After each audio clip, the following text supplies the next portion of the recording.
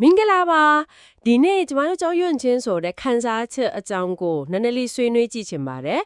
်လူတိုင်းတော့ကြုံဖူးကြမှာပါနော်စာမေးပွဲနားနီးလို့စိတ်လှုပ်ရှားတာမျိုးအလွတ်အသစ်မှာအစမပြေမှာစိုးတာမျိုးဟုတ်လားဟုတ်ကဲ့ဒါမှမဟုတ်ကိုချရတဲ့သူတွေနဲ့ဝေးတော့မှကြောက်တာပုံစံတွေကတော့မျိုးပဲဟုတ်ပါတယ်ကြောက်စိတ်ကလူတဘာဝရဲ့အစိတ်ပိုက်တစ်ခုပဲလေဒီနေ့ကျမတို့ဆွေးနွေးမယ့်အဓိကအကြောင်းအရာကတော့ freedom from fear ပေါ့ကြောက်ရွံ့မှုရဲ့အဲ့ဒီချုပ်နှောင်မှုကနေဘယ်လိုလွတ်မြောက်နိုင်မလဲဆိုတော့ကိုရရှိထားတဲ့အချက်လက်တွေသုံးသက်ချက်တွေပေါ်အခြေခံပြီးတော့နားလည်အောင်စူးစမ်းကြည့်ကြမှာပါကောင်းပါတယ်ဒီနေရာမှာလေအဓိကကျတဲ့အချက်တစ်ခုကဘာလဲဆိုတော့ကြောက်ရွံ့မှုဆိုတာကိုလုံးဝအုပ်ဆက်ပစ်ဖို့ဖယ်ရှားပစ်ဖို့စ조사တာတဲ့ပေါ့နော်သူ့ရဲ့အရေးမြစ်ကိုသူ့ရဲ့သဘောတဘာဝကိုနားလည်ဖို့ကပို့ပြီးတော့အရေးကြီးတယ်ဆိုတာပါပဲဟုတ်ကဲ့နားလည်မှုကအဓိကပေါ့ဟုတ်တယ်အဲ့ဒီလိုနားလည်မှုကပဲကြောက်စိတ်ရဲ့တန်တရားတွေကနေယုံထွက်ဖို့ပထမဆုံးခြေလှမ်းထက်နိုင်တယ်လို့ဆိုနိုင်တာပေါ့အဲ့တော့ဒီနေ့ဆွေးနွေးမှုကအဲ့ဒီနားလည်မှုကိုဘယ်လိုတည်ဆောက်မလဲကြောက်စိတ်နဲ့ဘယ်လိုအပြုသဘောဆောင်တဲ့ဆက်ဆံရေးမျိုးတည်ဆောက်သားနိုင်မလဲဆိုတာကိုပဲအဓိကထားဆွေးနွေးကြည့်ကြတာပေါ့လေဟုတ်ကဲ့ဒါဆိုပထမဆုံးအချက်အနေနဲ့ကြောက်ရွံ့မှုနဲ့မျောလင့်ချက်ကြားကဆက်ဆက်မှုကိုကြည့်ရအောင်တချို့သုံးသက်ချက်တွေမှာဖတ်ရတာကလည်းကြောက်ရွံ့မှုဆိုတာအလိုလိုကြီးဖြစ်လာမဟုတ်ဘဲနဲ့ကိုတန်ဖိုးထားတဲ့တစ်ခုခုမျောလင့်ချက်တစ်ခုခုနဲ့အမြဲဆက်ဆက်နေတယ်လို့ဆိုတယ်မှန်ပါတယ်ဥပမာအောင်မြင်ခြင်းစိတ်အရင်ပြင်းပြလာတဲ့အခါကျကြားရှုံးမှာကိုရမ်းကြောက်လာတာမျိုးပေါ့အဲ့ဒါမျောလင့်ချက်ရှိနေလို့ကြောက်စိတ်ဝင်လာတာမျိုးလားအတီးကြပဲလို့ပြောလို့ရပါတယ်မျောလင့်ချက်ဆိုတာကိုအကျွေစိတ်ကစိတ်လို့သဘောထားလိုက်ရင်လေကြောက်ရွံ့မှုကအဲ့ဒီအကျွေစိတ်ရဲ့ဟိုးဘမျက်နှာလို့ဖြစ်နေတာအခုခုကိုအယံဖြစ်စေခြင်းတယ်အယံရခြင်းတယ်ဆိုတဲ့စိတ်ပြင်းပြလာတာနဲ့များအဲ့ဒါကိုမရလိုက်မှဆုံးရှုံးသွားမှာကိုစိုးရင်တဲ့စိတ်ကအလိုလိုလိုက်ပါလာတာပဲဟုတ်တနည်းအားဖြင့်ကြောက်ရွံ့မှုကကိုယ့်အတွက်အရေးပါတဲ့အရာတစ်ခုရှိနေတယ်ကိုတန်ဖိုးထားတဲ့အရာတစ်ခုရှိနေတယ်ဆိုတာကိုအဆက်မပြတ်တတိပေးနေတဲ့ခေါင်းလုံးတန်လေလို့ပဲခေါင်းလုံးတန်လို့ပါနော်ဟုတ်တယ်ဒါပေမဲ့အရေးကြီးတာကအဲ့ဒီခေါင်းလုံးတန်ကတတိပေးယုံတက်လာဒါမှမဟုတ်ကိုယ့်ရဲ့လုံနိုင်စွမ်းတွေရှေ့ဆက်ရမယ့်ခြေလမ်းတွေကိုပါရပ်တန့်သွားစေလောက်ကောင်ကျဲလောင်နေသလားဆိုတာကိုတတိပြုဖို့ပဲဘာလို့လဲဆိုတော့အကြောက်စိတ်လွန်ကဲသွားရင်အဲ့ဒီစိတ်ကကိုယ့်ရဲ့အိမ်မက်တွေကိုရီမန်းချက်တွေကိုလေမဖြစ်နိုင်ပါဘူးဆိုတဲ့အတွေးဆိုတဲ့နဲ့ချီနှောင်သွားနိုင်တယ်လေဟုတ်တယ်အဲ့လိုအချုံနှောင်မခံရအောင်ကို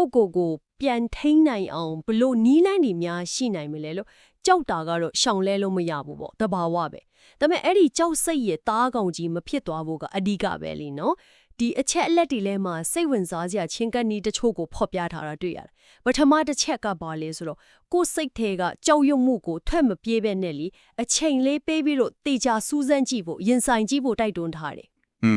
ဘာကြောင့်ကြောက်နေတာလဲဒီခံစားချက်ကဘလို့အတွေ့တွေဘလို့ယုံကြည်ချက်တွေနဲ့ဆက်နေတာလဲဆိုတာကိုအရင်ဆုံးသုံးသပ်ကြည့်ဖို့ပေါ့ဟုတ်တယ်အဲ့ဒီချက်ကကျွန်တော်တို့ပုံမှန်သုံးပြနေကြပုံစံနဲ့နည်းနည်းလေးစန့်ကျင်ဘက်ဖြစ်နေတတ်တယ်လူအများစုကကြောက်စိတ်ဝင်လာပြီဆိုတာနဲ့အာယုံဖလက်ပြထို့ဒါမှမဟုတ်ရှောင်ပြဟိုမဲ့ရင်ဆုံးစဉ်းစားမိကြတာများတယ်လေဟုတ်တယ်ဒါ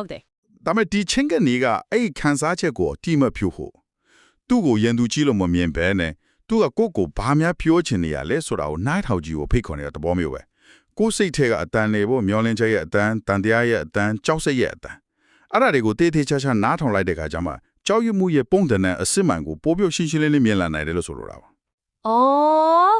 နားလည်မှုကပထမဆုံးအဆင့်ပေါ့ဒါကကြောက်စိတ်ကိုဖြည့်ရှင်းဖို့ပထမဆုံးလေကားထစ်ပဲလို့ပြောရမှာပေါ့ဟုတ်ကဲ့အဲ့လိုကိုကြောက်စိတ်ကိုအသိမှပြုပြီးပြီးနားလည်အောင်ကြိုးစားပြီးပြီးဆိုရင်တော့noticing အနေနဲ့လက်တွေ့ကြရင်ဆိုင်ဖို့နီးလန်းကိုလည်းဖော်ပြဟာတွေ့ရတယ်နော်ဒါက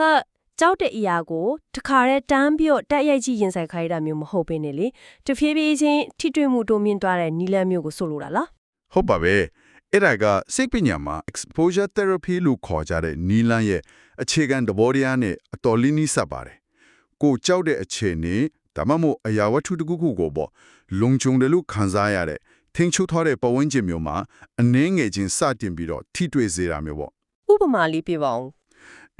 ဥပမာလူရှိထွက်စကားပြောရမှာအရင်ကြောက်တဲ့သူတွေအောက်ဆိုတော့အဲ့ဒါကိုကြော်လာဖို့အတွက်ရင်ဆုံးမှန်းရှိမှာကိုယ့်ဘာသာကိုအရင်ပြောကြည့်တာမျိုးလုပ်နိုင်တယ်ပြီးတော့မှမိသားစုဝင်နေအောင်တူးလော်လောင်ရှိမှာဆန်းပြောကြည့်တာနောက်ရင်းနှီးတဲ့တငယ်ချင်းအနေငယ်ရှိမှာပြောကြည့်တာအဲ့လိုမျိုးပေါ့တဆင့်ချင်းစီသွားရမှာပေါ့ဟုတ်တယ်တဆင့်ပြီးတဆင့် ကိုတီးခန့်နိုင်တဲ့အတိုင်းတာလေးအတွင်းမှာပဲဖြည်းဖြည်းချင်းရင်ဆိုင်သွားဖို့ပဲဒီလိုလေးတွေလှုပ်ဆောင်ရင်းနဲ့အချိန်ကြာလာတဲ့အခါအဲ့ဒီအကြောက်တရားအပေါ်မှာကိုယ့်ရဲ့တုံ့ပြန်မှုကတဖြည်းဖြည်းပြောင်းလဲလာတာကိုတတိထောင်းမိလာမယ်ကိုယုံကြည်မှုလည်းတဖြည်းဖြည်းပိုတိုးလာနိုင်တယ်မျိုးလင်းချက်အသစ်တွေဖြစ်နိုင်ကြီးအသစ်တွေကိုလည်းမြင်လာနိုင်တာပေါ့ နောက်ထပ်စိတ်ဝင်စားဖို့ကောင်းတဲ့နီလန်းတစ်ခုကတော့ကိုယ့်ရဲ့ကြောက်စိတ်အကြောင်းကိုခြားရေးကြည့်ဖို့ဆိုတာပဲအဲ့ဒါဘလို့မျိုးလဲဟင်ဘာလို့ကြောက်နေတာလဲအဆိုးဆုံးဘာဖြစ်မယ်လို့တွေးပူနေတာလဲတကယ်လို့လားဒီကြောက်တရားမရှိခဲ့ရင်ကိုဘာတွေရုပ်ထိနေမလဲအဲ့လိုအတွေးတွေခံစားချက်တွေကိုစာရွက်ပေါ်ခြားရေးလိုက်တာကစိတ်သက်သာရာရစေနိုင်တယ်လို့ဆိုထားတယ်ဒါဘလို့အထောက်အကူပြုရလဲဒါကတကယ်ကိုအန်အောစရာကောက်လောက်အောင်ကိုထိရောက်တဲ့နီလန်တစ်ခုပါဘာလို့လဲဆိုတော့ကျွန်တော်တို့ကြောက်တဲ့အခါစိုးရိမ်တဲ့အခါကျရင်လေစိတ်ထဲမှာအတွေးပေါင်းစုံကဘလွန်ပထွေးနဲ့ရှုပ်ရက်ခတ်နေတယ်မို့လားဟုတ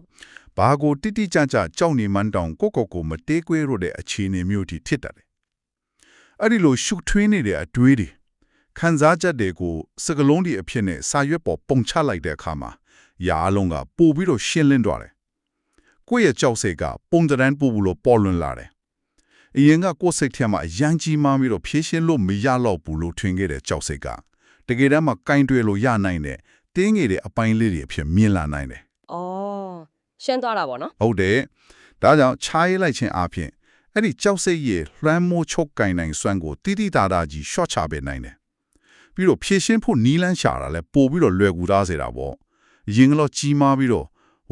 ့ကြောက်စရာကြီးလို့မထင်ရတော့ဘူးပေါ့ဗျာ။ပုံပြီးကြည့်လိုက်တဲ့အခါကျတော့လေကြောက်စိတ်ကိုလစ်လူရှုပစ်ဖို့ဒါမှမဟုတ်အမေကနဲ့လမ်းဖြတ်ပစ်ဖို့ကြိုးစားတာထက်သူ့ကိုနားတဲ့အောင်ကြိုးစားပြီးတော့သူ့ရဲ့စွမ်းအားကိုအဖြူတဘိုးဆုံးတဲ့ဘက်ကိုပြောင်းလဲပြီးအတုံးချဖို့ဥတီနေလောက်ကိုတွေ့ရပါတယ်။ဒီချက်ကနောက်ထပ်ဆွေးနွေးမယ့်အပိုင်းဖြစ်တဲ့ကြောက်ရွံ့မှုနဲ့တိုက်ရိုက်ရင်ဆိုင်ခြင်းဆိုတဲ့ခေါင်းစဉ်နဲ့လည်းဆက်ဆက်နေမယ့်ပုံပဲနော်။ကြောက်ရွံ့မှုဆိုတာလူကိုရက်တန်းသွားစေနိုင်ဘလို့ရှေ့ဆက်ဖို့တွန်းအားလည်းပေးနိုင်တယ်ဆိုတဲ့အဆိုကစိတ်ဝင်စားစရာပဲ။ဆိုလိုတာကကြောက်ရွံ့မှုရှိနေတဲ့နေရာတိုင်းမှာကိုယ့်အတွက်အရေးကြီးတဲ့အရာတစ်ခုရှိနေတတ်တယ်လို့ဆိုလိုတာမျိုးလားအတီအချပဲဗျာဒီချက်ကကြောင်းရွံ့မှုအပေါ်မှာကျွန်တော်တို့ရှုမြင်ပုံကိုတခါတည်းပြောင်းလဲပြနိုင်တဲ့အစွမ်းထက်တဲ့အမြင်တစ်ခုလို့ပြောလို့ရတယ်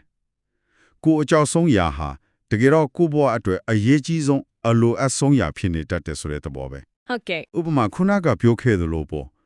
့လူများကြီးရှေ့စကားထွက်ပြောဖို့ကြောက်နေတယ်ဆိုကြပါစို့ဒီကြောက်တရားရဲ့နောက်ွယ်မှာတကယ်တမ်းပါရှိနိုင်တယ်ဆိုတော့ကိုမှပြောပြခြင်းတဲ့မျှဝေခြင်းတဲ့ အရေးကြီးတဲ့အတွေးခေါ်တယ်ခံစားချက်တွေဒါမှမဟုတ်ကံဖို့ရှိတဲ့အတွေးအကြုံတွေရှိနေလို့ဖြစ်နိုင်တယ်လေကိုယ့်ရဲ့အတန်းကိုလူတွေကြားစေခြင်းတဲ့စန္ဒပြင်းပြနေလို့လည်းဖြစ်နိုင်တယ်နောက်ဥမာတစ်ခုစဉ်းစားကြည့်ရင်ကိုယ်ပိုင်လုပ်ငန်းတစ်ခုစတင်ဖို့ကြောက်တာမျိုးပေါ့အရင်နီးဆုံးရှုံးသွားမှာမအောင်မြင်မှာလူတွေဝိုင်းဝေးဖန်မှာအဲ့ဒါတွေကိုကြောက်နေနိုင်တယ်ဒါပေမဲ့အဲ့ဒီကြောက်တရားရဲ့နောက်ွယ်မှာတော့ဘာတွေရှိနိုင်မလဲအဲ့ဒီနောက်ွယ်မှာကျတော့လက်ရှိလုပ်နေတဲ့အလုပ်ပေါ်မှာစိတ်မကျေနပ်မှုတွေရှိနေတာကိုယ့်ရဲ့အရေးချင်းတွေကိုပို့ပြီးတော့လွတ်အသံချခြင်းစိတ်ဖြစ်နေတာကိုယ့်ရဲ့ကိုယ်ပိုင်အိမ်မက်နောက်ကိုလိုက်ခြင်းတွေပြင်းပြတဲ့စန္ဒတွေရှိနေတာ